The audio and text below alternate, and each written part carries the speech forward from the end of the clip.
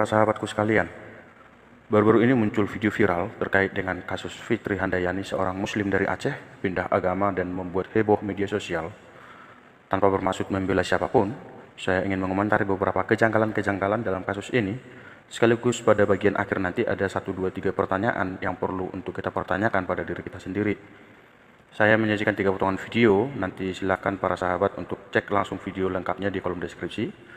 Video pertama terkait dengan klarifikasi dari Fitri Handayani sendiri, kemudian video kedua proses penjemputan, dan video ketiga klarifikasi dari keluarga. Silakan para sahabat menyaksikan dulu videonya. Selamat sore dan selamat sejahtera. Salam semuanya yang di Aceh atau di seluruh dunia. Saya ini yang bernama Fitri Handayani yang dinyatakan, yang diviralkan oleh keluarga saya diculik. Semua itu tidak benar dan itu semua keinginan saya. Tidak ada unsur paksaan. Bahkan anak-anak saya diambil sekarang sama keluarga saya dan keluarga mantan suami saya. Jangan, Bu. Biar berdiri sendiri. Jangan paksa kayak gitu di hukum negara ini. Tenang dulu. Aku tuntas semua. Iya, Bang. Udah, ayo.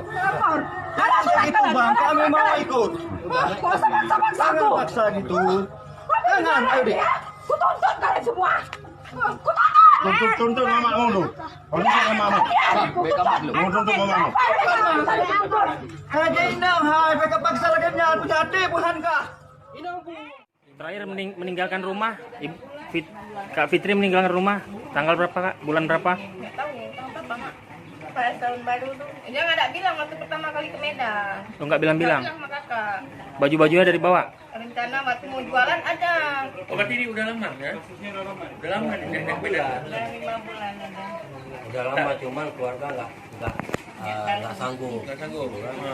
Tadi tahu dia masuk Kristen. Masuk Kristen ini kapan? Waktu ada di Facebooknya. Oh, dia sebar di Facebook foto dia tuh. Anak saya yang cari-cari.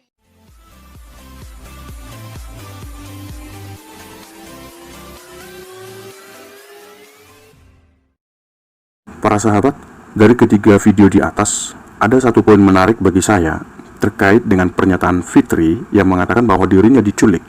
Tetapi, jika kita mendengar, jika kita melihat tadi klarifikasi dari keluarganya, secara jelas keluarga mengakui bahwa Fitri memang berangkat bekerja ke Medan.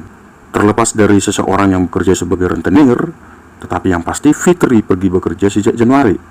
Dan mungkin saat itulah awal pertemuannya dengan suaminya Fitri. Lalu, kenapa Fitri mengatakan bahwa dirinya diculik? Kata diculik ini muncul dari mana? Sementara Fitri sebagai korban juga sudah sangat jelas dalam klarifikasinya mengatakan bahwa dia pindah agama itu karena kesadarannya sendiri. Kemudian, dalam proses penjemputan, kita bisa melihat bagaimana Fitri harus sampai terduduk di tanah karena paksaan orang tua. Fitri tidak mau, akhirnya 2 anaknya dibawa pulang dengan paksa juga. Saya katakan dengan paksa karena jelas Fitri sebagai ibu kandungnya 2 anaknya pasti tidak rela dan tidak rela dibawa lari sekalipun oleh keluarga. Di sini kita bisa melihat bagaimana sedihnya hati seorang ibu melihat anaknya dibawa lari. Di sinilah kita melihat bagaimana cinta seorang ibu yang sangat luar biasa kepada anak-anaknya, dalam hal ini Fitri. Maka bagi saya, kasus Fitri ini bukan sekedar kasus biasa, tetapi ini adalah kasus kemanusiaan. Tadi saya katakan, cinta seorang ibu kepada anak-anaknya. Maka jika kita bertanya, apakah keluarganya Fitri, terutama ibunya Fitri dalam hal ini salah?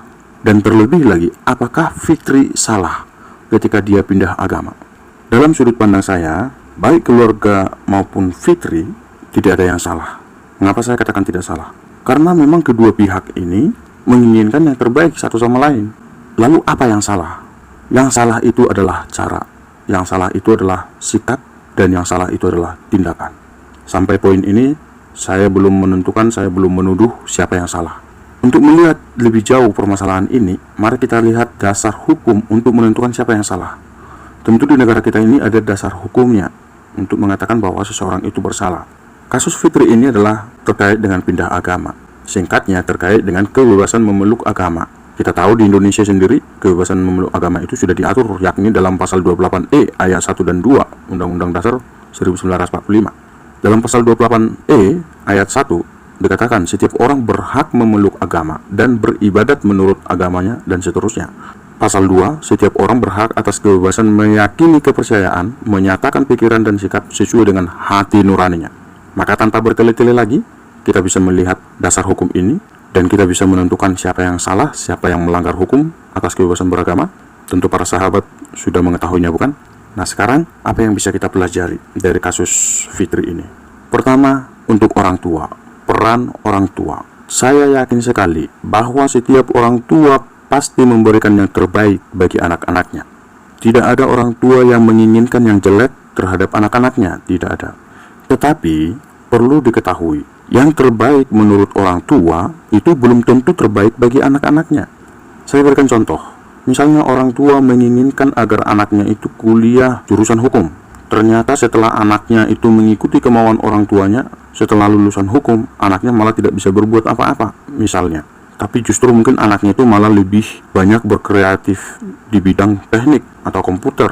Nah, jadi dari sini kita bisa melihat yang terbaik bagi orang tua belum tentu terbaik bagi anak-anak. Poin kedua terhadap orang tua. Cinta orang tua memang sangat luar biasa. Tetapi kalau sampai memaksakan kehendak sekalipun atas karena cinta, ya tentu ini bukan cinta. Kalau sudah sampai memaksakan kehendak, kalau sampai mengekang, sampai memfitnah, ini bukan cinta lagi. Ini sudah egoisme. Justru ketika seseorang itu mengatakan cinta, orang tua mengatakan cinta kepada anak-anaknya, bagaimana orang tua tidak mengekang, tetapi memberikan tanggung jawab, memberikan pilihan yang benar-benar menjadi tanggung jawab kepada seorang anak, tanpa harus melepaskannya, tanpa harus membencinya, karena tidak mengikuti keinginan orang tua. Inilah cinta yang sejati dari orang tua.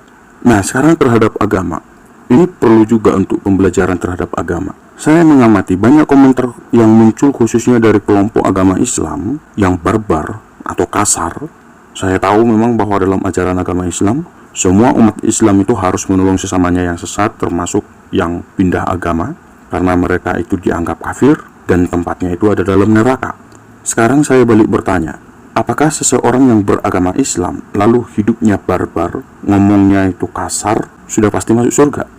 Apakah dengan masuk Islam sudah jaminan masuk surga?